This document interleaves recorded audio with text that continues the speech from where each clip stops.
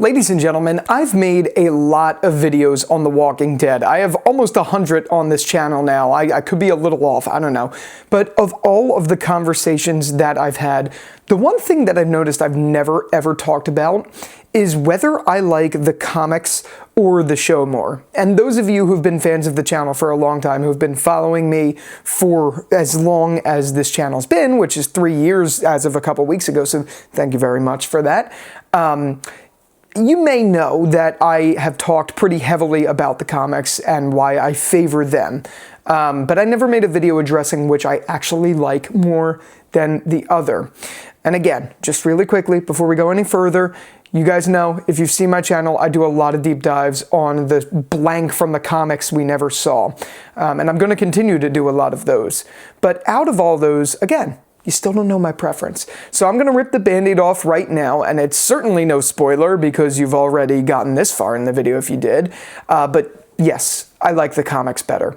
But obviously, this would be a quick video if that's all I had to say about the matter. I wanted to actually compare and contrast the comics and the show, and why specifically I like the comics better compared to the show. So we have, in terms of The Walking Dead, we have the comics, we have the show, and they both have the same foundational elements. They're both following Rick Grimes. They're both following the apocalypse from the start to finding his family to all of the places that it brings them all the way to the CRM. Or, excuse me, not the CRM, the Commonwealth. We have that story, but there's a lot of things that happen that change that trajectory and change where those elements go. In the comics, we have a completed story. Carl and Rick and Lori are a family in the beginning, and Rick gets shot just like in the comics. Just like in the show, but in the comics, when he finds his family, it, takes off a similar thing, and the show goes a different way. I just said a lot of the same thing, and I'm sorry about that. All in all is the point I'm trying to make is we follow that story to completion, and in The Walking Dead's TV show, we do kind of, but eventually it changes from the Rick Grimes story to the Walking Dead found family story because Andrew Lincoln wanted to leave, and for some stupid reason, they decided to kill off Carl. That being said, though, I do think both have their significant pros. My biggest pros about the comics, and one of the reasons I like them the most, is because you are telling a story on paper. All you really need is an artist to draw those things. So you could do a lot more outlandish, high-budget things that a TV show just could never do. That means the herds are bigger. That means the scenery is bigger. That means the character scope is bigger. One of the things I also like about the comics is you don't have to worry about actors complaining about how much they're making, actors not getting enough screen time, blah, blah, blah. You don't have any of that emotion behind humans acting out a premise.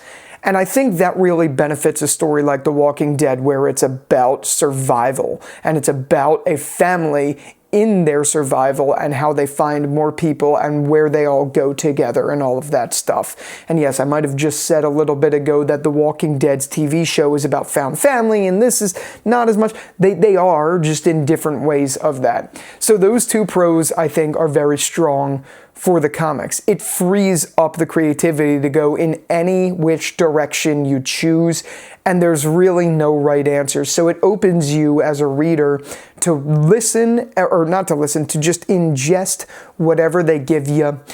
Eat it and enjoy it. You know what I mean?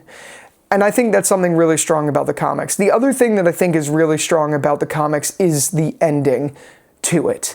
Yes, it was at the time very, very, very contentious, but Rick Grimes' death in terms of the comics is, I think, one of the strongest elements that show ever had. And it's honestly, its emotional stakes just hit better.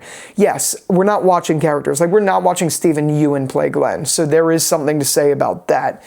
But I do think when you're seeing characters who just have such a strong bond, their deaths mean more in terms of the comics. And I didn't think that'd be possible because I'm reading something, but there were just powerful moments that were just written so well. So for when I say those powerful moments are strong because they have that like heart in them, It's more or less because the comics know how to write it, because Robert Kirkman knows how to write those things. Like when Andrea died, one of the saddest stories out of The Walking Dead ever, even over the TV show. And also when Rick died, it was the same sort of way. It was devastating. Or in terms of the comics, when Father Gabriel died, it was shocking and it just left you there. Kind of same with the Pikes, but I think the Pikes also had a pretty similar appeal in terms of the show. I think for those reasons, the writing, of course, the complete story, the aspect that there is no budget to worry about and no actors to worry about and all of that stuff really sets the comics apart. It makes it something really unique, really special. I also love little things like the art design. The only things I'm not a fan of with the comics, even though I do prefer it, is how certain elements don't get fleshed out appropriately. And that perfectly transitions us to the good of The Walking Dead TV show. The Walking Dead TV show is a prime example of fleshing things out in a good way, but it also becomes a bad thing later on in the seasons. But let me explain where it's good. Shane and Rick are a dynamic that barely exists in the comics.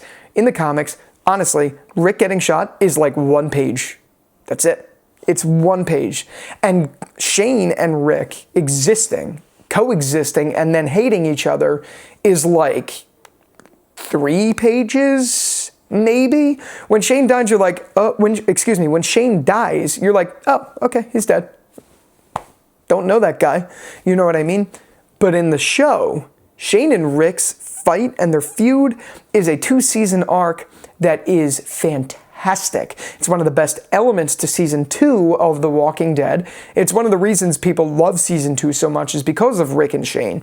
Yet none of that exists in the comics. Yes, the overarching premise where Shane and Lori have an affair, where Shane goes crazy, that all exists. But the outcomes, the way they're told, how it's fleshed out, just isn't there. It's not there at all. So that's one big example, and there's plenty more to give, but it's the easiest one to give for this.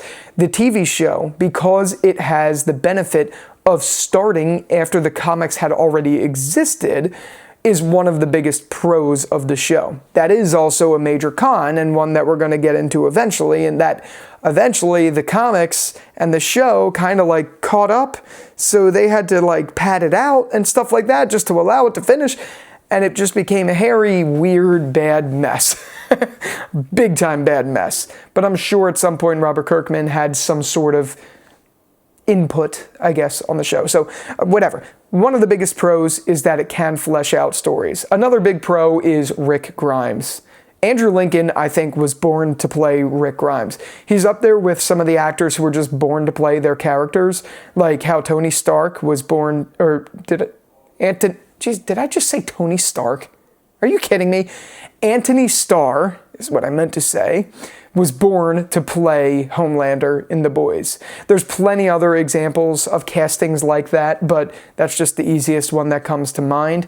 Andy Lincoln was 100% born to play that character, and I can't imagine another person playing Rick Grimes. I just can't. He is the reason I think the show had such a soft spot, and he's the reason people are still begging for him to come back as it is, because Andy Lincoln did that. Not Rick Grimes. Andy Lincoln did that, and he made Rick Grimes a very dominant, very special character. And I would say, hands down, that Rick Grimes in the show is the better of the two. Like, by the way, just a quick side note, I get a lot of comments. I get hundreds of comments on my videos of me talking about The Walking Dead's comics, like what you didn't see in the comics. You know what I mean? Like those video essays I do. I get comments all the time in those essays of me saying, oh, bro, you didn't tell me which one you thought was better.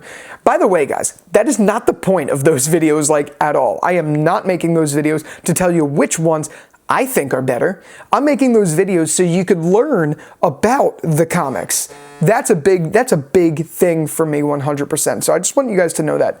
But here I'm telling you right now that Rick Grimes in the show is better 100% than Rick Grimes in the comics. That said, I like Rick Grimes' comic story more than I like Andy Lincoln's Rick Grimes story. But I do have a connection with Rick. And another pro to the show that I also mentioned was a pro to the comics, but they're different, is that the actors that we're watching give the show so much heart. Honestly, another example, Jeffrey Dean Morgan, I think, was probably born to play Negan. I think he's a great addition. Morgan Jones, the guy's name is now escaping me, Lenny James, is born in a lot of ways to play Morgan. You know what I mean? Like, those characters just make the show so special. Glenn, for instance, in the comics, Glenn was there. He was a heart of the story in a way, but he had no emotional dominance the way that Stephen Ewan made Glenn. Do you know what I mean?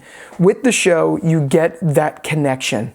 You just do. And if you liked Maggie, if you thought she was hot, for instance, I know that's a weird thing, but that draws you in more and that gives you an emotional stake. Or if you like Daryl because of his grittiness, that gives you an emotional stake. You know what I mean? I'm not here to talk about hotness of the show, but I'm just saying that value adds something, and I think that is a pro of the show.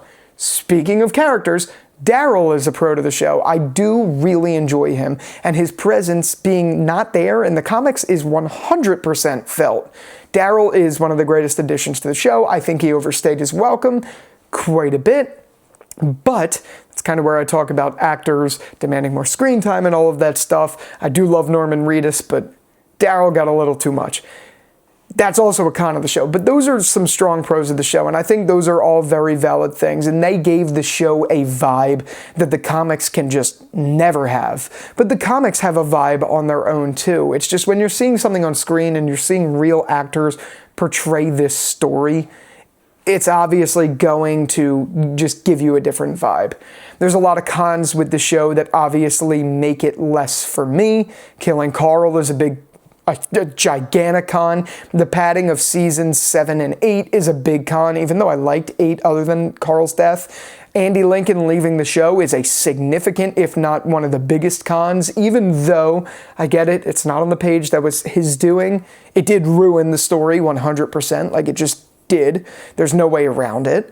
And just other things like Gimple speak, really questionable writing decisions, and then just the quality change towards the end. All of that stuff is cons, and they do directly affect me liking the comics more. But all in all, I liked the roundabout story that the comics had to offer that the show just can't do. It just can't do it. That's why I'm a big, huge proponent of them eventually making an Invincible-style animated show where we see the full comic story. Because you don't got to worry about people demanding more screen time. Budgets are set in stone because it's a fucking comic, number one, or it's a cartoon in terms of this proposed show that I talk about. And you don't have to worry about like big things, big contracts. It's voice actors. Hell, they could cast me if they want. I do a lot of voice acting on TikTok. The point I'm making is I really want to see that because the comic story, the full complete story, is definitely better than the TV show. But the TV show has some strong perks that make it special too. So I don't think there's a right answer to that crazy SAT question, but it's definitely fun to talk about, and I'd love to hear from you down in the comments. Do you feel the same way? Do you think the comics are better, or do you think the show is better? Love to start a healthy conversation down there in the comments. And with all that out of the way, thank you again so much for watching this video, and until the next one, I'll talk to you later. Peace out.